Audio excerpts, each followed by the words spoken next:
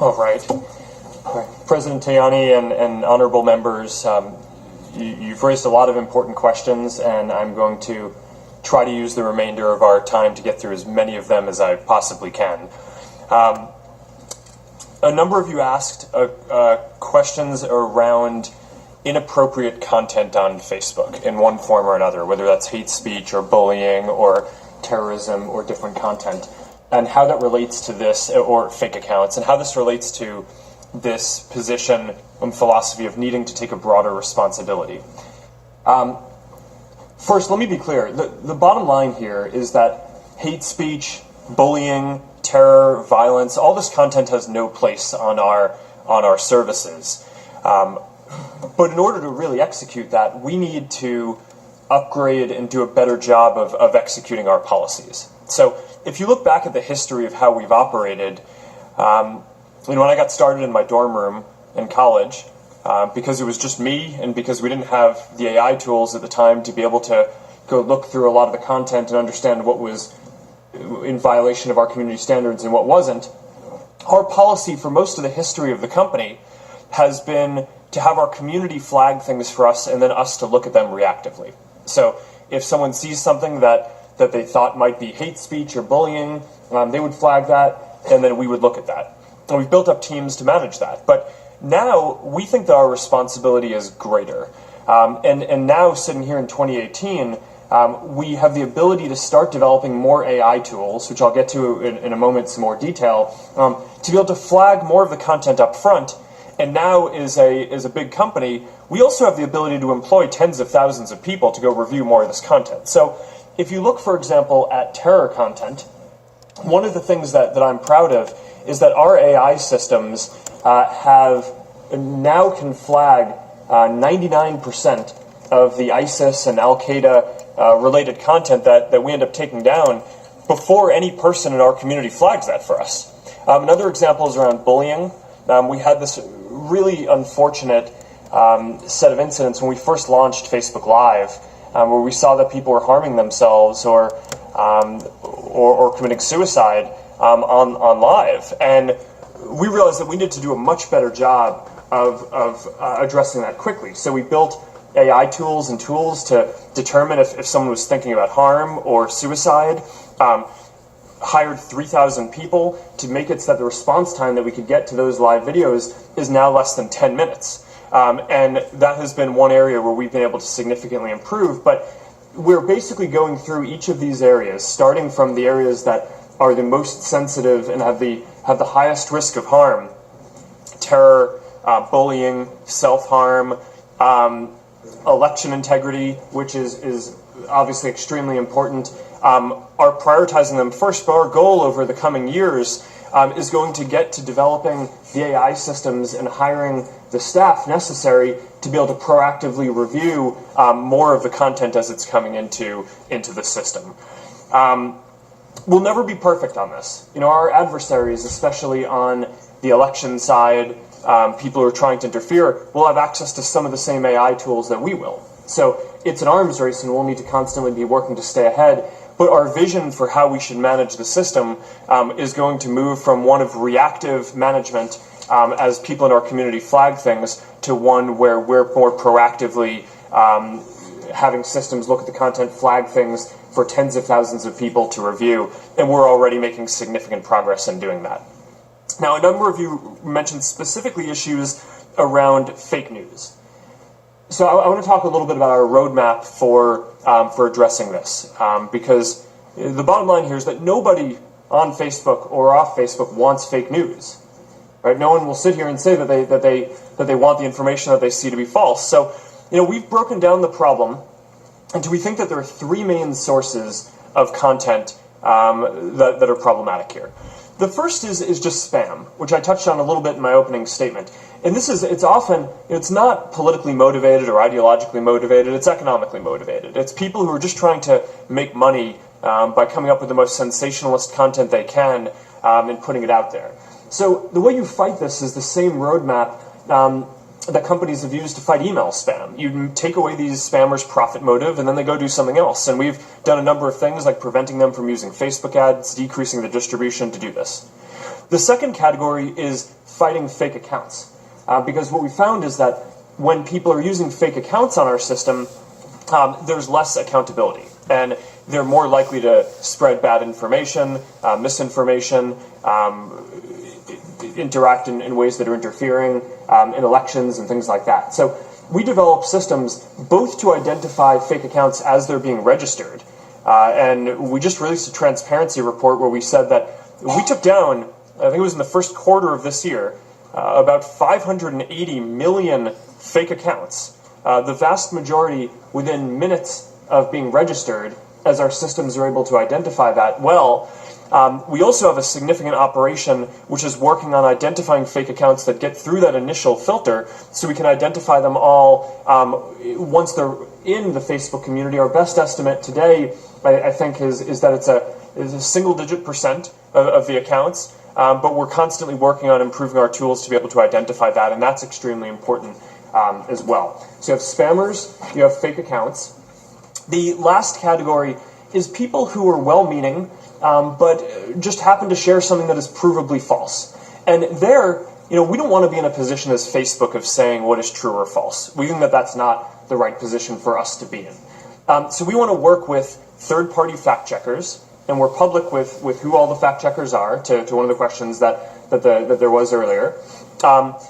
And if a number of third-party fact-checkers all identify that a piece of news is provably false, then we'll append something to the story to make sure that we show more related content, so that people can have a more rounded view or understand that fact-checkers have marked that story is true, and we'll try to show it less. Now we're trying to roll that out around the world. That requires having specific fact-checking partners in every country and in every language. So we're constantly rolling out more each month. And we have a lot more to do here, and we know that there's a lot more to do there. All right, then there were a number of questions around elections.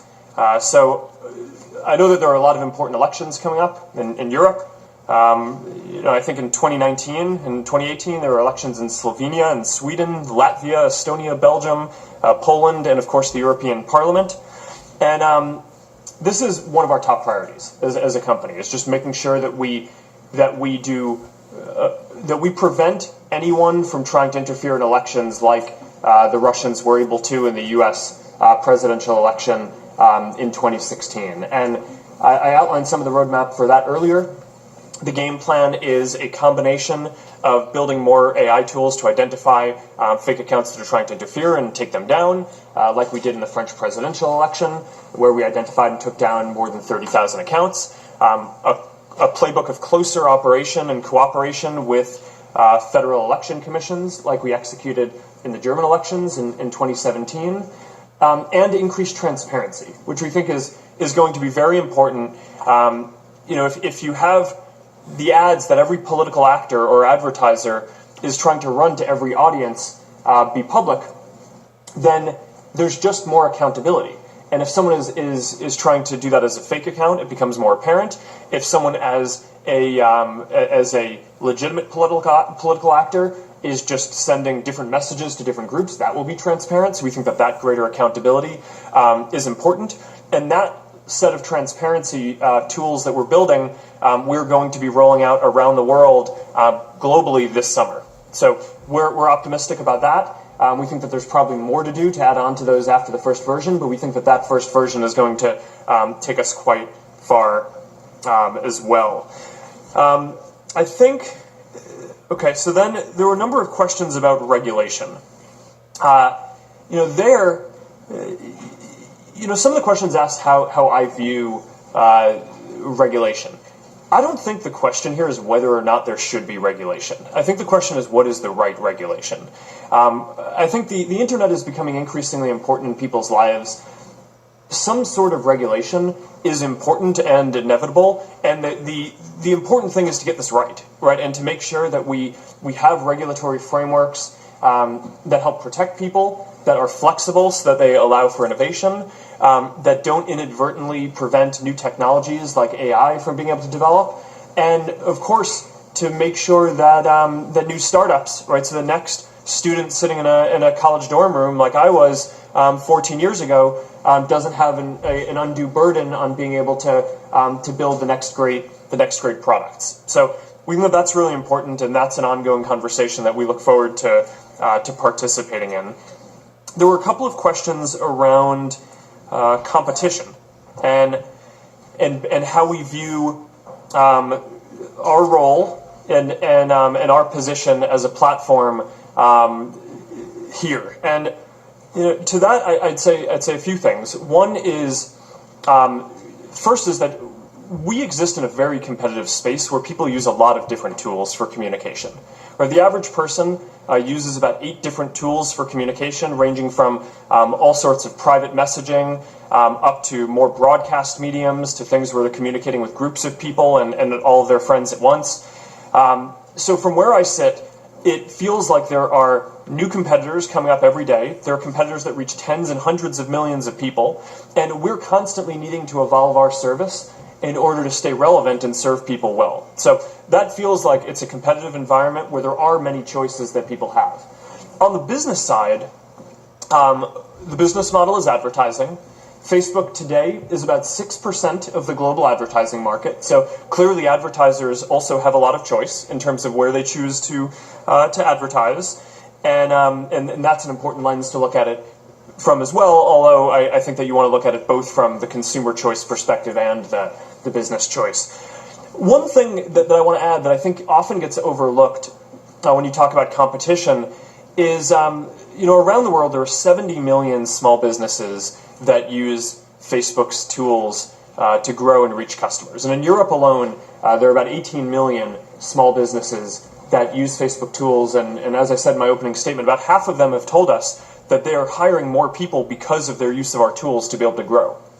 So I think it's important not to lose track of, when you're thinking about competition, that there's the element in the internet space and in the advertising space, but there's also the extremely pro-competitive effect of enabling all these small businesses to now have access to the same kinds of marketing and advertising tools and be able to reach customers in sophisticated technological ways that previously only large businesses had the means to do. And that's something that we're very proud of, that we can provide, is something that levels the playing field. And I think when you're thinking about the overall ecosystem and competition there, I think that that's a very important part to take into account. There were a number of questions about taxes, so I want to touch on that briefly as well. Facebook has always paid taxes in all of the countries where we have operations set up. We pay all taxes required by law, and we invest heavily in Europe. Right? We're going to have more than 10,000 employees across Europe and 12 cities by the end of this year. We have 2 data centers, or we have data centers already in Sweden and Ireland, and we're building another one in Denmark that's going to be online in 2020. So we've always paid the taxes that the law requires, and we're making significant investments in terms of helping to build the economies in the countries here, and to contribute to the innovation and job growth here as well. All right, let me see what else is there. Okay, there were a few questions about GDPR. The principles here are around control, transparency, and accountability. The idea, a number of you asked when we expect to be fully compliant with GDPR regulations. We do expect to be fully compliant on May 25th, so in 3 days from now. We've had a large team working on this inside Facebook to make sure that we're compliant. And one of the things that we've wanted to make sure in rolling this out is, because one of the things that the law requires here in Europe is that someone has to go through these extensive flows before they can use the service, starting on May 25th. And one of the pieces of feedback that we got from people in the community was that they didn't want to get roadblocked before being able to go see their friends' content. Right? If you're coming to Facebook because you want to share something, the last thing that we want is for someone to go through the flows quicker than they need to, and just click OK or no on a bunch of stuff because they just want to blow through that in order to get to what they were trying to do. So we've actually been rolling out the GDPR settings and flows for a while now, and a large percent of Europeans have already gone through them, and we've basically put the flows in front of people and given them the opportunity to dismiss them. Starting on May 25th, we will start requiring people to go through the flows before they can resume using our services. So a large percent of people, dozens of percents, have gone through the flows already, and we've gotten good feedback on that and how we've implemented that so far. Let me see if there's anything else that is important to touch on. There were a couple of questions about political bias that I want to touch on, because I think that this is a very important topic. As a couple of you mentioned, we are committed to being a platform for all ideas. That means that we want to make it so that people can come to our service and share any idea across the political spectrum. It's very important to me that we're a service that allows for a wide variety of political discourse. We view that as a big part of our responsibility, and I can commit to you here today that we have never and will not make decisions about what content is allowed or how we do ranking on the basis of a political orientation. So that's an important philosophical point for me that I'm proud to be able to commit to. There was a specific point around distribution and reduction of seeing people's content, and on that, what I'd just say is we've made a number of changes this year to make sure that we're showing people's friends and family and community content more than public content in general. So a lot of the feedback that we've heard from people is that they come to Facebook because they want to stay connected to people. We've also done a lot of well-being research. This wasn't a topic that came up today, but we're very focused on making sure that people's use of technology is good for people's well-being and is not taking away from it in some way.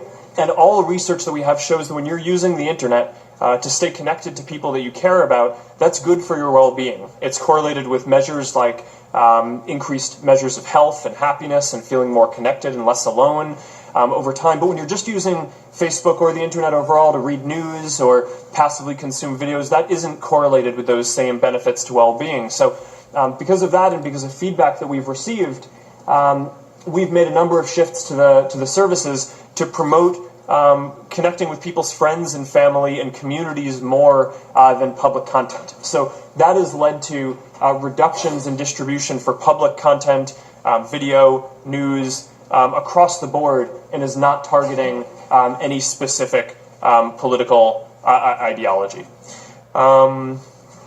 Is there anything else here? Shadow profiles.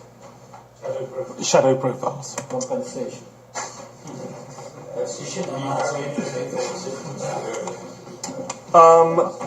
I got sure. So to your question, for the content that websites and apps send us, we think it's very important that people have the ability to clear this. So we just launched or just announced that we're building and will soon launch this clear history feature that allows you to clear all basic browsing history data. To your point about earlier around how do we separate out the security data? It's very important that we don't have people who aren't Facebook users coming to our service and trying to scrape the public data that's available. So one of the ways that we do that is, people use our service, and even if they're not signed in, we need to understand how they're using the service to prevent bad activity. And that's, a big theme of today has been around making sure that we can do a better job of governing the system, keeping bad content out. One of the ways that we do that is by understanding how people are using the system. But if you're not a Facebook user, how do you stop that data being transferred? On the security side, we think it's important to keep it to protect people in our community. Were there any other themes that we want to get through? I mean, what's So how you make sure the Cambridge Analytica wouldn't happen again? Right, that's good. So there were a number of questions around whether Cambridge Analytica was the tip of the iceberg, or whether we expect there to be more apps that have misused data. On this, the good news with Cambridge Analytica is that the changes that we made back in 2014 would prevent a new app like Cambridge Analytica wasn't an app. It was an app developer who used the platform and then sold the data to Cambridge Analytica, which is a whole other thing. But it wouldn't be possible for an app developer to get access to that level of data since after our 2014 platform changes went into effect. But because there were a lot of different apps that were using the system before 2014 and before the changes went into effect in 2015, we think it's important now to go back and investigate every single app that had access to a large amount of people's personal data before we lock down the platform. So that's what we're in the process of doing. We've already investigated thousands of apps, and as I said earlier, we've taken down more than 200. There are many thousands more that we need to investigate. This is going to take many months. I do anticipate that there are going to be other apps that we find that we're going to want to take down, and this is why we're going now and doing this full investigation. This is part of our shift towards not just trying to manage the system reactively we've always had the ability for people in our community to flag apps that they thought were bad actors to us, and then we would look at them. We've had the ability to, and we've done audits of apps in the past. We've had a content review and app review team. But now what we're doing is taking a much more proactive approach. So rather than waiting for people in the community to flag for us that there may be issues, we are going through and investigating ourselves up front all the different apps that had access to a large amount of information. We are upfront reviewing every app that asks for access to additional people's information. And anywhere where we see any concerns, we're going to bring in third-party auditors to conduct a full audit to determine if there was any misuse of people's personal information. And if there was, we will ban those apps and tell everyone who is affected. I want to be sensitive to time because we are 15 minutes over the scheduled meeting.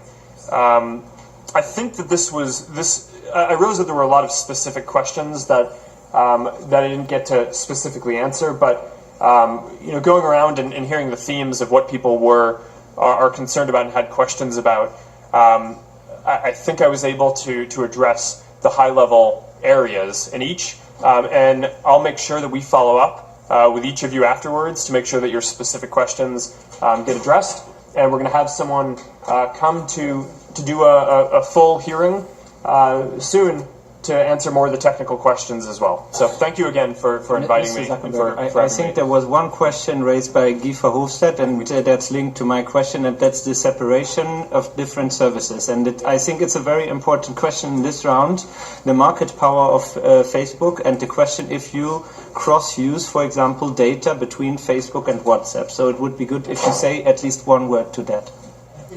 Will you allow users to escape targeted advertising? I mean, I asked you 6 yes and no questions. I got not a single answer.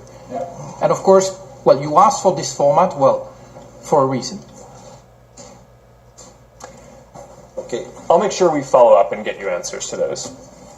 Okay, I think I want to ask you if it's possible to have right answer for any question from you in the next days. Why not written answer? So I think that everybody of us can provide proof or questions because we have all well prepared our interventions, so we have them on paper. We could, Mr. President, you collect them, you give them to the team of Mr. Zuckerberg or Mr. Zuckerberg himself, and we receive written answers on it. Because, let's be honest, I have not so much I don't think that the right way is to say, and now we're going to put it in Libe and so on. No, there are a number of questions that have been put by other colleagues that I want an answer to.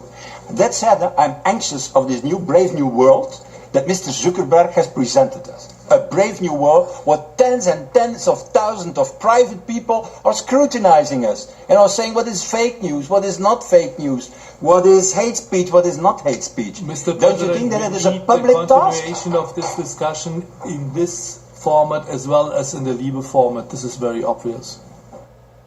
I think, first of all, collecting the okay, is it possible to have answer by question to have a right answer by Mr. Zuckerberg in the next days for every question? Right. Yeah. Okay. Now, on competition, for example, a European antitrust thing, that's important. Do we need? I think we're course. going to push our antitrust agency to go into this if there is not a good answer to. I think the problem is the timing. For me, it's possible to say, but there is a flight. But I think if Mr. There is no flight. I come from France. Yes, okay. There are strikes, that's the only thing. Sorry, I think this is the format.